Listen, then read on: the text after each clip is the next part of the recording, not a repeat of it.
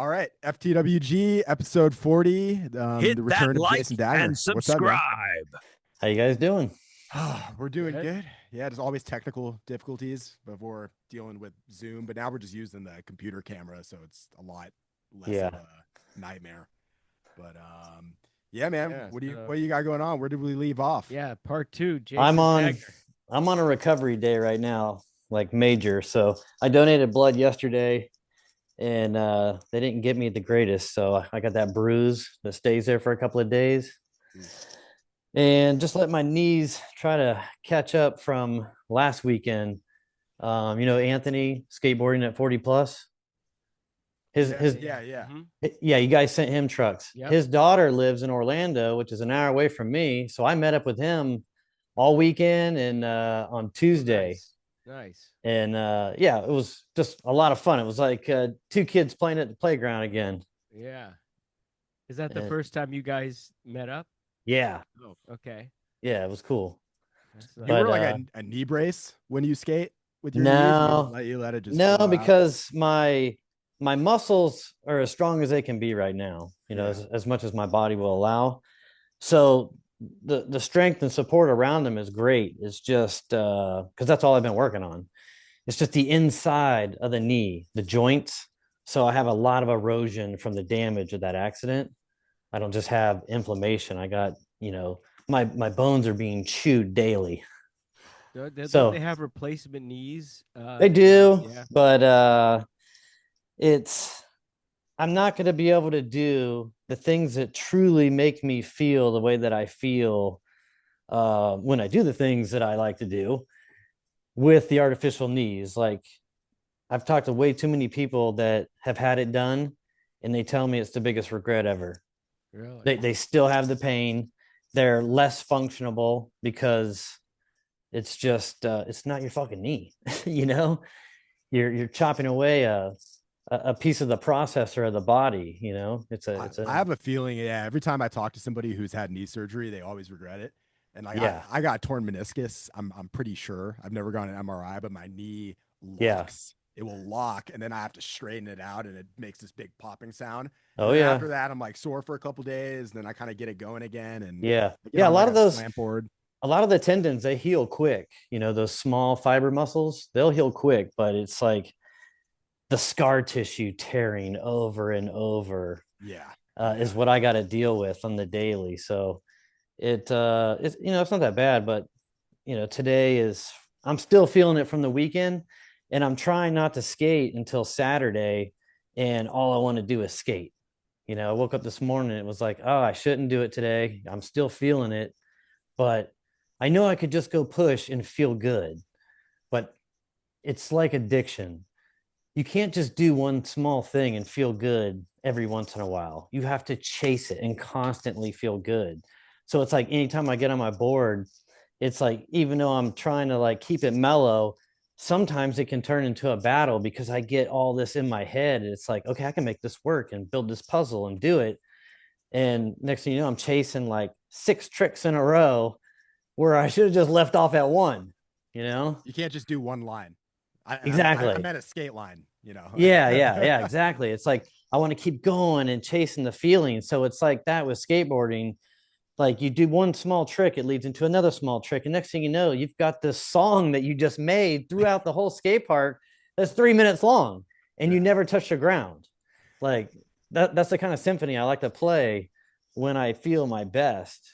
And when you can't skate, do you have like another hobby that you replace that skateboarding addiction with? Yeah. So when I'm not skating, I'm walking. I walk. Right now, I'm just now getting back to 10,000 steps. For the last year, I've only been able to do like 5,000 steps because of that fucking heel bruise. I'd walk so far and be like, oh my God, I can't even make it back home. How long, or what's the distance of 10,000 steps in terms of like miles? About 5 miles. Oh, that's pretty good. Yeah. 5 miles is, that's the max I should do. But I've been addicted to walking, where I'm walking 20 miles a fucking day when I shouldn't be. Yeah. And I wind up doing more damage than I should be in the healing time. But it's like, everything's a skateboard trick and another trick and another trick and farther and farther. I rode bicycles for a while, rehabilitating my legs. This is in 2010. I couldn't even do a half a mile. In 6 months, I was doing 3 to 5 miles. In another 6 months, I was doing 10, 20 miles. In another 6 months, I was doing 30 miles. And 30 miles became the minimal every day. I wouldn't do anything until I did 30 miles on a bicycle. I'd get up at 4 a.m. and go. And it's like, I think about it today and man, how the fuck did I do all that? That's like, a lot. I'm just struggling to heal from the weekend now. Yeah, I'm starting to think skateboarding and addictive personalities have like a direct correlation with things, because it's like I started my addictive personality journey with skateboarding, and it's like once I get into something, it went from skateboarding to surfing to jujitsu, and now I'm back. I'm trying to skate a little bit again, but like I spend so much time just trying to get onto the mats. And I'm just broken. Like after 8 years of that, and then skateboarding, not like you, but like I feel it when I wake up in the morning. And I'm only 33, but it's like I guess skateboarding young just did me in. The only reason I'm doing it the way I do it now is because of diet, most important. And it's not my sleep. My sleep's the worst quality about what I'm trying to like accomplish for my healing. And that's where all healing is in peaceful, good, deep mode sleep. And I haven't been able to get it in 20 years. So I've been chasing sleep, for years. And why is it that you think you're not getting the sleep that you need? What is that? Because I wake up and I don't feel that healing that I once felt before. You're not I know that what recovery in the sleep, like that deep REM sleep, and all that stuff. Now, when I was taking that testosterone replacement therapy, I would get deep sleep, healing sleep. That's where the replacement therapy was actually correcting my body. It was giving me more time to skate. And, but, getting off of it, my recovery time is slower. It's more of a middle-aged fucking man now. So have you tried melatonin? Yeah. I've been throwing the kitchen sink at myself for the last 5 years on anything health, natural. I've pretty much experimented on myself and tried it all. And the biggest, I'd say, accomplishment out of all my experience of doing every test on myself as a guinea pig is that carbs are not essential. You don't need them. I perform better off of them. A minor, because today I'm eating fermented sauerkraut, fermented kimchi for just gut microbiome, future science from where I started. But I used to be strict carnivore, beef, bacon, butter, and eggs. That's all I ate for years. And it healed me and got me to where I am now. Do you think the carbohydrates are kind of more that it's inflammatory, like to your body, instead of, because it's like I got to eat a lot of carbs if I'm like training or going to the gym or skating or doing whatever, but I do notice that if I have a lot more carbs in my diet, I feel those kind of inflammatory effects. I can't speak for everybody, but the side effect to carbohydrates is inflammation. That's been the written proven test on myself, is that if I was to go and eat a bunch of bowl of oatmeal, some bullshit like that, something heavy carb, rice, whatever, I'm gonna feel it, and I feel better. You almost like, you got to think of a carbohydrate. It hydrates you and it dehydrates you. That's all that it does. There's nothing else that it does. The human body's just like, okay, next, we're still waiting, and there's nothing else to give. But with fat and protein, there's all these minerals and vitamins and macros and micronutrients. There's all this stuff that's almost 100% absorbable to the human body. So that's what I've learned about fueling myself. I don't eat for cravings or addiction. And I'm going to do a video like talking about addiction here soon, because, some people need to hear it, to help one person. And it's like, if I can tell you, and you just hear it from somebody that you don't know that's gone through it, maybe it rings a bell, maybe it makes a change. But you really can't change anybody. They have to want to change So, I don't push it on anybody. I'm just showing you, like, if I wasn't doing what I'm doing now, I wouldn't be even skating. Like, I've been to that point to where I go skate one time and I'm back home on ice packs for the rest of the day, getting that inflammation down. I've done that for years. The knee injections, all of it. And when you're just constantly eating carbs, you're just constantly recirculating the nerve pain, the irritation, the depression, all of it. It's just cycling and cycling, going in and out. It's hydrating and rehydrating. You take that away. Did the weed, when you were smoking weed? I know you stopped. Did the weed help with some of that? So weed is one of the most beneficial, fast pain relievers there is. I'm a I'm a huge advocate of that, because I can go walk around my block in the morning and just have to think about every step. Or I can immediately, when I smoked weed, I would immediately get relief. I mean, 30 seconds to 60 seconds, I already start feeling the relief of getting me moving, getting my joints lubed up, and just kind of taking that load off the shoulders. That's what I would get walking and smoking. And, without it for 8 months, I just haven't had that. And I can feel that, and it's, and why do you want to, why is it that you want to, are you done for it forever? So I've been monitoring my blood pressure for a while. My mom just had a heart attack, and mine has been creeping up because of probably all the smoking I was doing. Like, I was a pretty heavy smoker. Okay. I like, when I like something, I like to keep doing it. Like, even pipe smoking, I have an addiction to that. I have to really manage it and dedicate. Okay, once right now I'm on a once every week, maybe once to every 2 weeks. And as soon as I have that one bowl and I'm sitting there for an hour focused doing something creative, I want another one. I want to sit there and spend another hour smoking and doing what I was doing, and another bowl. And like, that's how my mind works, because I get in that flow state and I don't want to get out. Right. And smoking puts you there quick. Yeah. And it makes you focus on what you need to focus on to make yourself and everything else around you better. And that's a key point is, so the reason why you stopped really was the blood pressure. Was your reason? It was just the smoking. I came to terms with myself that if I don't stop now, I'm never going to stop. I'm just going to keep doing this and doing it. So it's going to get more and more. It's going to be $500 a week, $1,000 a week, $1,500. It's just going to grow and grow unless I stop. And I have to do extreme things to stop. And it's like pulling the e-brake and just fucking bailing. That's what I did. I just fucking bailed.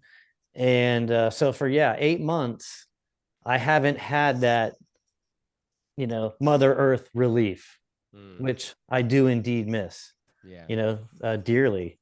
Right. But I just now started experimenting with RSO. You ever heard of that? What's RSO? It's called the Rick Simpson oil. It's more of a high CBD for pain relief, nerve pain. And I just started experimenting with that. Who's Rick Simpson? He is the guy that created this oil to help cure several cancers. Yeah. Okay. He had skin cancer on his face, and he basically just cooked off fucking THC weed oil until it was tar, put it on his face, and his cancer went away. Like, wow. Yeah. Yeah. That's wild. So I just got, I'm fixing to go through a whole, as like I guess a bodybuilder would call it like a prep season. I'm going to do BPC 157 and TB 500. You ever heard of those? Peptides. Peptides. Yeah. So there's a lot of science that I've been reading about. My trainer told me about it. He's been taking it, and he's like, 2 weeks, I got incredible notices about my body, my mind, everything, my sleep.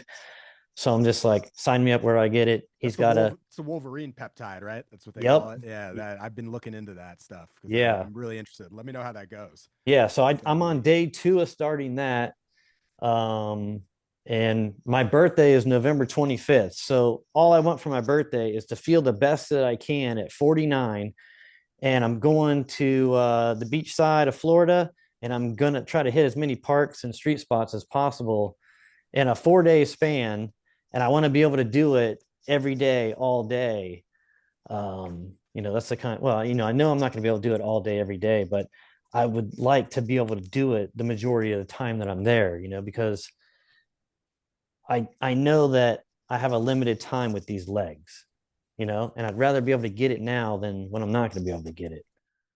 And when they chop my knees off and give me titanium balls, yeah, it's never going to be the same. It's never going to feel the same. I know this. It's my body telling me this. Have you seen those Chinese, those leg walking assistant? Oh yeah, it's things? crazy. I'd feel like it would want to take off and like rip my tendons off. It starts going. Yeah. It gets water on it and wants to fucking tear my leg off. I don't think so. You're like, it's like RoboCop, Yeah. in that situation. Man, me and my dad were talking about this earlier, and it's like the AI technology now on social media. It's like I try to only get on there to do my marketing and get out. I'm not sitting there doom scrolling through the day. I'm doing shit. And every time that I'm on there making stuff and, something always pops up, it's like more fake, artificially made stuff that I'm just worse. Yeah, I'm just not into it. I like seeing. Scary. You don't know what's real anymore. Yeah, I don't even want to look at it. Well, at first when it came out, it was kind of fun to look at it because you're going like, "Wow, that's pretty cool," and they had all this weird stuff. I was playing with it a lot, and then you see all this funny stuff people doing. But then after a while, it's gotten like now actually, it's gotten to the point where it's like I get really irritated when I see AI. Hey, I brought LGK to life though. I like that little guy. Yeah. That worked pretty well. Certain things, but you can make them. But it sucks that they're using it for. Even our president's using it now in a horrible way. I think, but no politics, that's Donald. Huh? No more politics. But no, I just okay. Well, I think everybody. I should say a lot of people are using it to sort of get a point across or be funny, and I think it's taking away from the human element that we have that is getting more and more scarce, unfortunately. And these all these platforms, they just seem to they're adopting it more and more to where you can't tell what's real anymore, and that's what's kind of sucks, because at a certain point you're just gonna just tune out, I think, because it's like fuck it, everything's just you don't even know anymore. I've been tuned out. Yeah. I try to, like, when I leave the house, my phone is on airplane mode, and not until I get favorite mode. Yeah, not until I get on Wi-Fi. I can get back in tune with the Matrix. Yeah.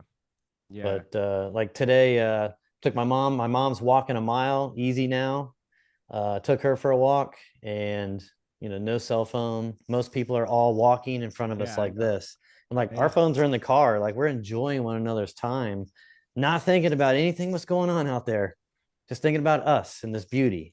Yeah, well, that's how it used to always, people now are growing up without ever knowing that it used to just be only that. Yeah. Where it was just, you and your buddies or your mom or your, and it was a personal relationship. Now it's become too convenient to communicate through these platforms. Yeah. And so we're losing. You would think that would make more connections, but it almost feels lonelier in some ways, because you don't really, it's become the norm. So that's like what I was saying earlier. When I met up with Anthony over the weekend, it was like we were 5 again. We didn't have our cell phones out. Like we threw them on the ground and recorded our warm-ups, and like that was it. Phones went in the bag, and we just hung out, chilled, and skated, and just like fed off one another's energy like you did when you were kids. Mm-hmm. It's nice to be able to do that. Yeah, it's hard to balance that, especially when you're, what we do is like make content, and we're always constantly trying to figure out like the next video to film, and you get like sucked in sometimes. Yeah, you have to separate yourself. Mine's pretty easy. Like it's because I don't know what I'm going to be filming, and I don't know what most of the days I try to film a little bit of something of everything that I do, not to make a YouTube video, just to go back at the end of the day and go, what did I do today? Because the day goes by so fast. Time is going by so fast. I know, right? And like by going back and watching these videos, and then maybe I'll throw an iMovie, I can put them in a timeline. Like, here's all that I did today. That's how it is for me. It's more meditative than nobody's driving me. I'm only driving myself, you know? And I'm just really, I mean, I'm just making it for myself and one other person. One other person will see it and be able to relate to it and make a switch. You know, this guy switched, I can switch because I've had every hard hand given to me, you know, and I got to work around everything to do, you know, the simplest things that some people do that they take for granted on the daily. You know, they're just like poisoning their body and ruining this body when I'm over here jealous. Like, man, I wish I had those fucking knees. You know, I'd be doing this with my brain, you know? Yeah, that's my kind of technology I'm thinking about is like, I need these knees back.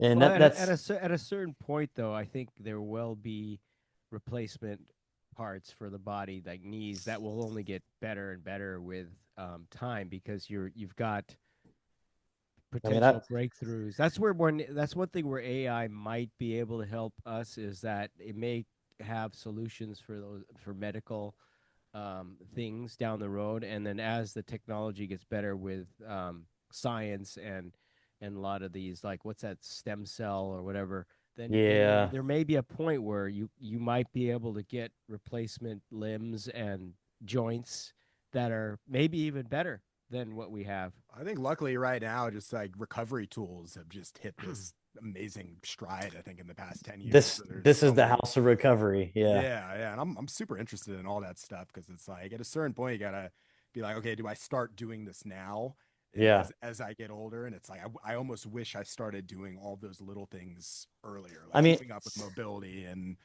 you I know, can tell you this now that if I didn't go through what I went through, I wouldn't be doing the things that I'm doing. I would be taking it for granted and eating sugar like a motherfucker every day, yeah. all day, drinking fucking Coke and doing all this shit.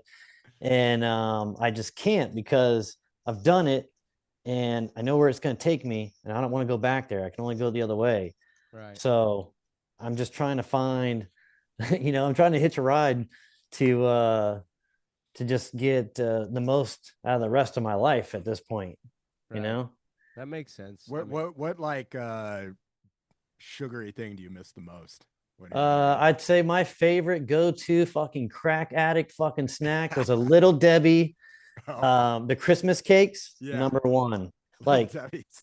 you couldn't just bring me a box. You had to bring me two boxes, and I couldn't eat one. I eat all fucking two boxes in one sitting. Then chase it with fucking whiskey. Yeah. Yeah. Uh, Yeah, that's how I rolled. Like sugar, sugar, sugar. And that's what I was thinking like earlier, talking to both my parents. It was like, I don't know how the fuck I got off work after working a 12-hour shift, stayed up all day, went to this bar, skated, barely slept, drank, skated, you know, and just kept doing this. And then when I get back to work, it'd be my time to recover. You know, like not gonna drink, just gonna sober up and do this job. But then I would be back on, you know, every other week. I'd be back on that train for just, you know, decades, 2 decades. Yeah, I'm feeling that these days. I mean, I've had issues with addiction since I was like 15, and I've Yeah. like gone on and off. Like I got sober when I was 18 in the program, stayed sober for a couple years, and then kind of left, had some issues again, and then eventually started to balance it out. But I sometimes feel it creep back in because it's like a little, it's like a shadow, you Oh know, or yeah. like a passenger that's always there, and it's like okay, I can't go that way, but it's let's stay over here, and it kind of it always creeps up on me, and I always in the back of my head I'm like, when am I just gonna just stop and just give it Yeah. up, you know? Dude, It's important. it's the biggest challenge for me. People think it's easy, but I battle myself every day. So when my mom was in the hospital, every day I was going there 12 to 16 hours. I'm sitting there in a fucking room watching my mom live or die. And the only thing that can bring me peace in this toxic fucking zone that I'm in would be a nice hot cup of fucking decaf coffee. So I started on the decaf coffee again, which I haven't had coffee in 5 years. Broke that, you know, I broke that addiction. I'm fucking bored in the hospital and this motherfucker needs something, you Yeah, know? yeah. Give me some goddamn coffee. So that turned into 4 cups a day in a 2 week period span. to where since my mom got out of the hospital in August, I'm still drinking 4 cups of coffee a day, you know? Wow.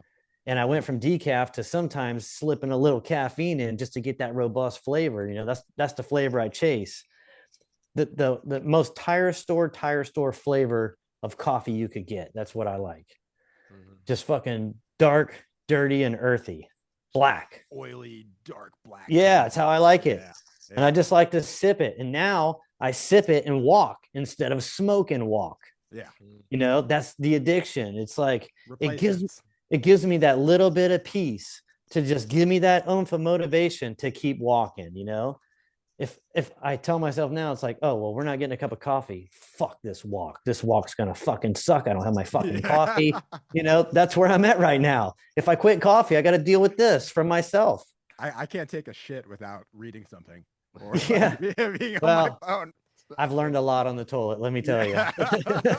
Yeah, I've been quite educated on the toilet. That's where I do my best thinking, you know? Yeah. In the toilet and in the shower. That's where it is. Yeah. If I can say for me, I never really had any major addictions. Maybe weed. Used to smoke them pretty much every day. And then for the past few years, I smoke only, I smoke Friday, Saturday, Sunday, and Monday. And then Tuesday through Thursdays, I don't smoke anything. Like you're on the clock. Like I'm on the clock. And I found that works for me. I mean, everybody's different. Some people can't do that. But yeah, for me, I couldn't do that. I've gotten so used to it that if like today's Thursday, yeah, you could hand me the best weed ever, and I would be upset if I took a hit.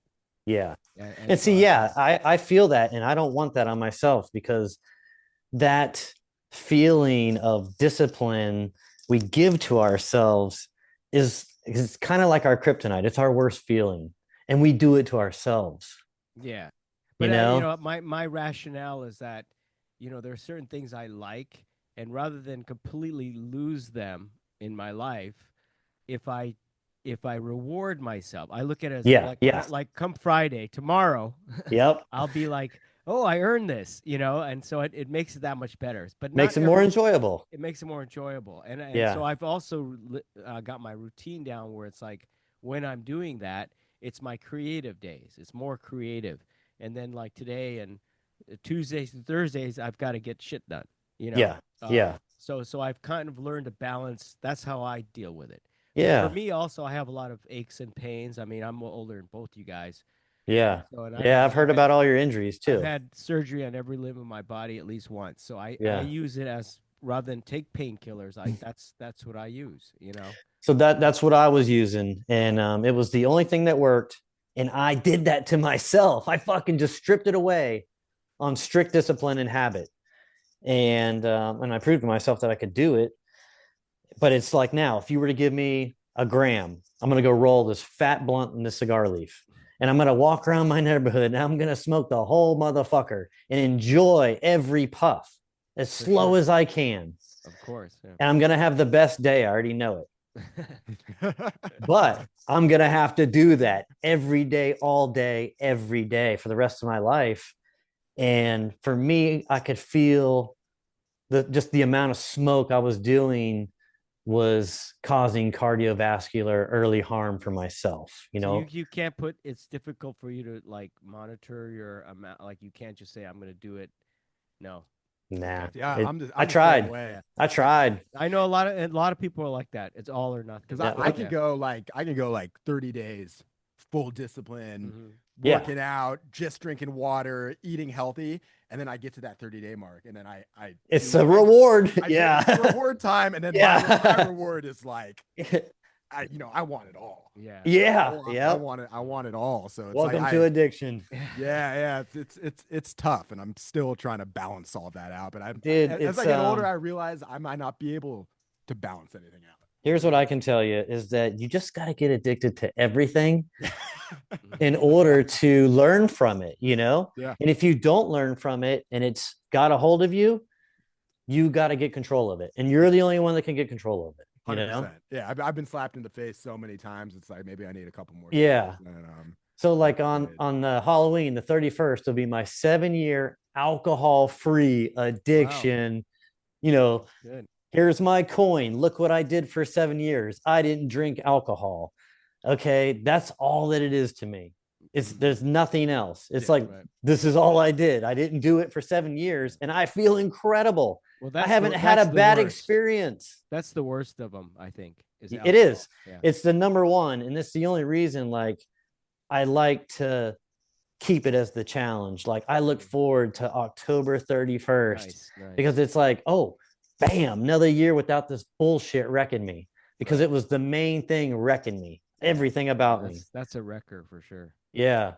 So, yeah, but it's like that one addiction. Nobody talks about all the other addictions, you know, and that's kind of what I want to talk about. It's not alcoholism, you know, like you just gotta come to terms with yourself that this shit is eating me from the inside out. That's it, and I should stop so I can start regrowing and reversing the damage I've done to my body. That's how you got to look at it. You know, you're restoring an old car. It doesn't happen overnight, and it takes time and patience. And that's what I've been doing and learning for the last 5 years plus. And well, props to that sort of discipline of knowing yourself and knowing that this is how you're going to become a better person inside and out through this process of just being strong enough to say, just, I'm going to do what's right for me. I think the kids these days call it hard mode. Hard mode. Oh, really? No, first time I heard that. Yeah. No. Like a video game, you're like playing it on hard mode. Yeah. So it's like, can you go on an airplane? Like, what's another one? It's like going on an airplane and you raw dog the flight. Oh, yeah. It's like, I was just raw dog. I always say I'm grinding it out because I'm literally just grinding it into my knees. Always. Yeah.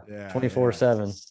So we got 5 minutes, 21 seconds left. I want to cut it out at the right time this time. We didn't get to see the rest of your collection this time. Oh, yeah. Okay, well, I can take you on a small tour. Let's get a quick 5 minutes. Oh, fuck.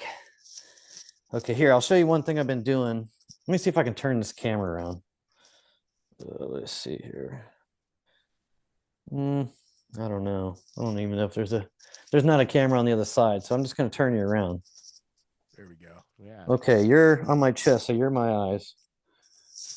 Okay. So this is what I've been doing lately. See the step board down here? Yeah.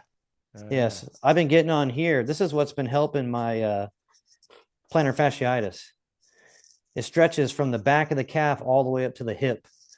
And I can definitely tell my mobility is getting better this way, and it's relieving that pain. I still have it though.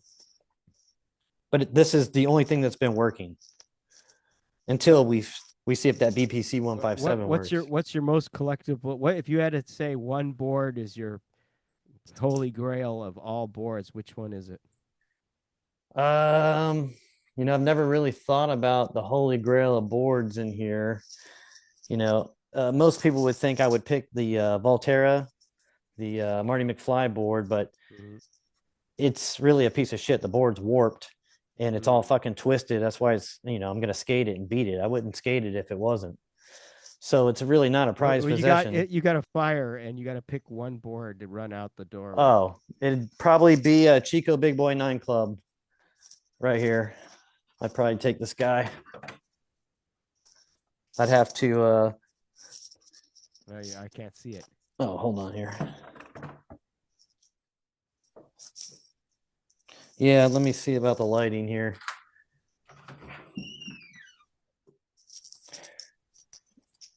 Let's see here. It would be, yeah, that one with the cat. I'd have to take that board. Okay. But I'd do a brand new one, and I've got a brand new one under my bed. I'll show you that. Ready to roll, kind of like a bug out bag. Oh, damn, you got a whole nother room full of boards. Yeah, can you see down there? Yeah. Wow. Yeah, so I go through all of these as well as the boards that are on the wall. Wow. You know, these are still in rotation. Damn. And then underneath there is a collection from 20 plus years. And over there I have stuff in boxes. Dang. Yeah. So you are a collector, that's for sure. So what I want is in here to answer your question and it's going to be burning because I'm not going to be able to get it quick enough. So yeah, it's in a treasure chest. You better have think about, one day if ever the shit hits a fan, you got to grab a couple things. You got to make them easy to get to. Speaking of shit hitting the fan, here we go. This is my shitter. Ryan, this is where I get a lot of shit done. Dang, the shitter's a museum even. Yeah. Yeah, I got some Eric Winkowski's in here that glow. Nice. One of my favorite shapes. That's pretty cool. Chico Big Boy 9 Club right by the shitter. So that's the one that's going with me. It's because it's a Swiss Army knife of a board. Okay. The shape. You can literally do every trick on that board. And it feel like multiple size boards. You put Ride King lockers on it. Wow. You go with the adjustable wheelbase. Dang, you could practically build a house out of all them boards. Yeah. Crazy. I mean, my house is being held up by boards. If you want to be honest. Dude, that's awesome. Here's a little Rodney, little Gons, little Mike V, little Tommy G, little Ray Barbie. Damn. Little Mike Carroll, little Henry Sanchez, little Nodis. Now I see why every day you can ride a different board. That makes sense. I don't know how I'm gonna feel when I get up. So it's like, okay, when my knees feel regenerated, I'm gonna put all my energy into this latest board I built, the Curb Killer. You see that one? Mm-hmm. Let's see here, right there. Yeah. Yeah. So I've been staring at that for almost a week, wanting to just shred the shit out of it, and because of discipline, I'm waiting till Saturday. Okay. And that's only if my body allows me, with my knees. We got less than 1 minute. Oh, okay. Yeah, well, that was cool. I like that quick tour. That's pretty amazing. Dude, there's more. Maybe next time we'll go to the shop. Yeah. We'll have to part three. Part three coming soon. Yeah. See ya. Yeah. Smash that like and subscribe. Hit that like and subscribe. Like 10 seconds. We appreciate it, Jayson. Good talking to you. Yeah. We're gonna have to upgrade Zoom because we got it for longer. I think we'll do it next time. All right. Well, thanks, Jayson. Thanks, man. Okay. We'll see you soon. See you soon.